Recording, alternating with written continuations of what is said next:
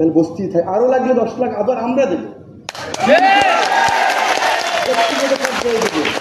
কিন্তু কেন উনি বস্তিতে থাকবে? এই প্রশ্ন আপনারা এই পাবলিক হাততালি না দিয়ে আমাদেরকে বলতে পারেন।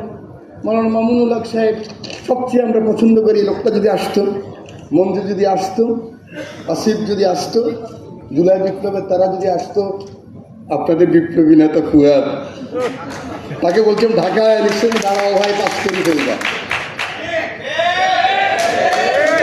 আসে নাই, আগামীবার আসবে, কারণ এবার আর ওই রাজনীতি হবে না।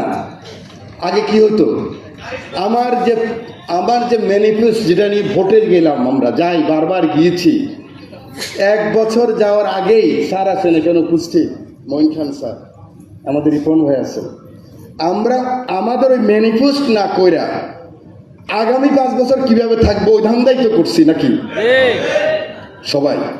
তা 54 বছর আগাইতে পারি নাই ভাই, এখন বিএনপি দিকে দিয়ে 100% আগাইতে চান কেন?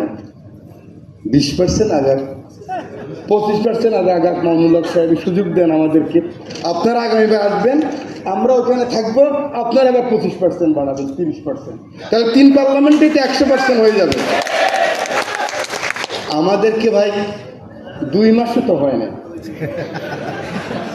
এখনো 54 জন হয়েছে, 220 জন নতুন এমপি, আমি তো হুইপ,